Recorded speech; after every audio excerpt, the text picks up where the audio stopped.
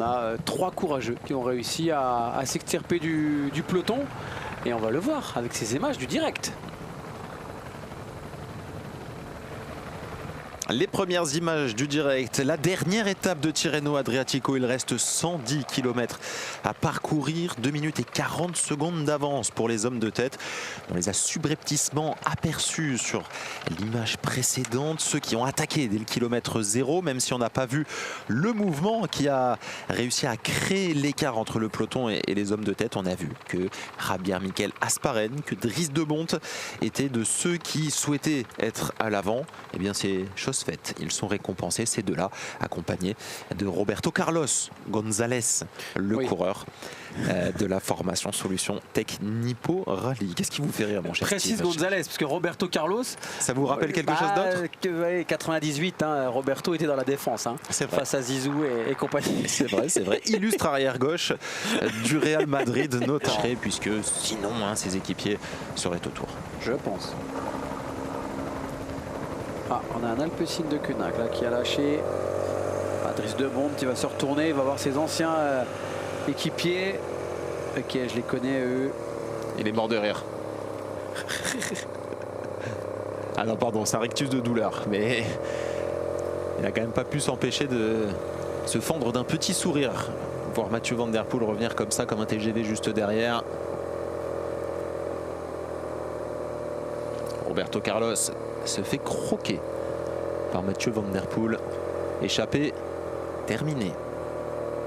Qui pilote tout ça? Matteo Jorgensen dans la roue. Mais que vient faire Tobias Aland Johannessen? Ah, les points. Mais oui, les points du maillot cyclamen. Oui, peut-être, mais bon. Oui, bah oui, mais bon. Là, pour l'instant, c'est du tableau noir hein, pour la formation Visma Lease Bike. Pellizzari étant légèrement distancé. Regardez Jorgensen. La maîtrise de Van Aert. La maîtrise de Van Aert qui va faire 2 du sprint. Ouais, il est obligé de s'employer. Et c'est fait. Et c'est fait. Et c'est fait, Wout van Aert qui vient prendre la 2e place. Matteo Jorgensen, 3 secondes de bonification. Et il vient donc prendre la place à Pellizzari, vexé, qui va contrer. Ça c'est vraiment, là c'est quand t'es deg, là c'est quand t'es dégoûté parce que ça sert strictement à rien ce qu'il est en train de faire Giulio Pellizzari. Mais laissez-le mourir, n'y allez pas. Mais n'y allez pas. Jorgensen il y va. Et pourquoi pas, ça relance la course, Steve. C'est une très bonne chose pour nous. Là c'est des cadets. Non, là c'est nimp. C'est génial. Mais c'est génial. Comment cadet? Tu viens de te faire avoir. Je vais t'attaquer à 43 bandes de l'arrivée. Vexé comme un pou, Giulio Pellizzari, qui trouve avec ses Dries de Bondt encore hein, devant, qui continue de faire des efforts. Ah, il est énervé. Il est énervé, le maillot blanc. Parce que là, Pellizzari, tu le laissais sortir. Tu avais peut-être même une... Dans quelques instants, allié. Ultimo Giro. Le dernier tour. Absolument aucune difficulté devant les coureurs. Ça va être une avalanche de watts, une vague de watts à l'arrivée. Jonathan Milan, Paul Magnier, Tobias Lund Andresen, Jasper Philipsen, Arnaud Delis et des outsiders évidemment. On pense à Sam Welsford, Mads Mikkels, Pavel Bittner notamment. Et pourquoi pas? Parce qu'on parle depuis tout à l'heure de ces fameux duos poisson-pilote-sprinter.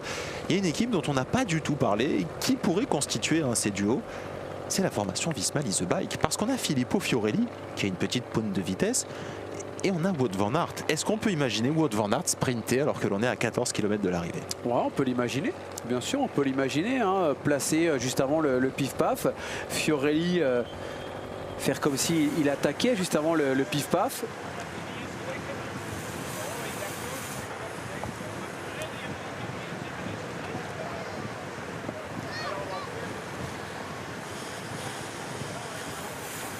Son placement dans la roue là de Juno Bergmoos.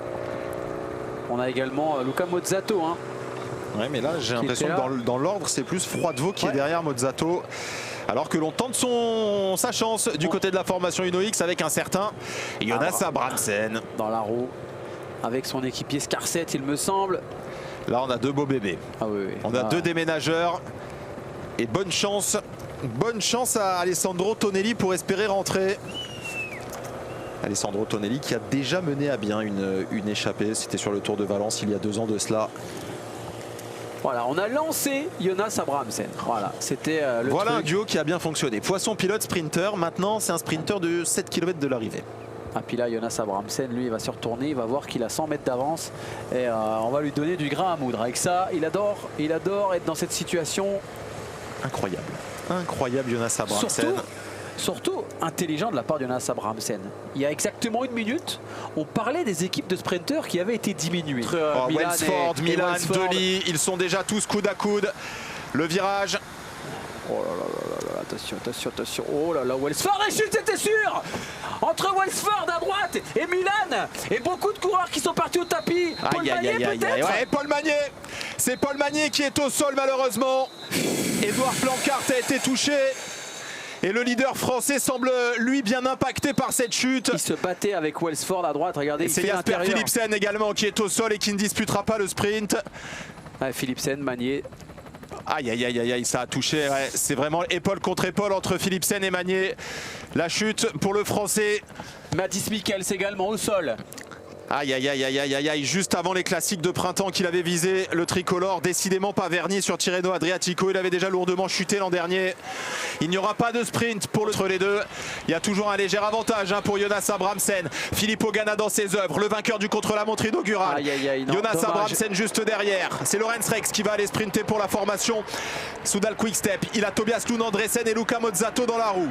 Welsford parfaitement emmené. Elle est terminée pour Jonas Abrahamsen. Il ne réussira pas l'exploit. Duns qui revient de très loin. Elle est étonnante cette image. Il est obligé de dégainer très loin de l'arrivée, de remonter tous les trains. Et il va bien le faire. Milan dans un sprint long, dans son style caractéristique. Milan qui va commencer à buter. Welsford, ça revient sur la gauche. Milan qui continue de résister. C'est un sprint fou. Et sur la gauche, Milan. C'est quand même Jonathan Milan. Quel sprint. Il est chez lui. 3e victoire consécutive. Ah, il pourra filer sa prime à Edward Theuns. Très loin au pif-paf. Vraiment très loin, mais un sprint comme il les aime, finalement lancé par Edward Theuns à 400 mètres, lâché à 250 mètres, certes pas devant, mais pendant que les autres sprinteurs n'avaient pas lancé le sprint, et Jonathan Milan a su résister. Voilà, il faut surtout pas le laisser prendre. Il y avait match entre Sam Welsford, Pavel Bittner il me semble, sur le côté de la route, à gauche de l'écran, qui doit faire 3 ou 4 Pavel Bittner, mais quel numéro des Lidl Trek qui s'était quand même bien fait attaquer par les Alpecin, premier tech de Mathieu Van Der Poel.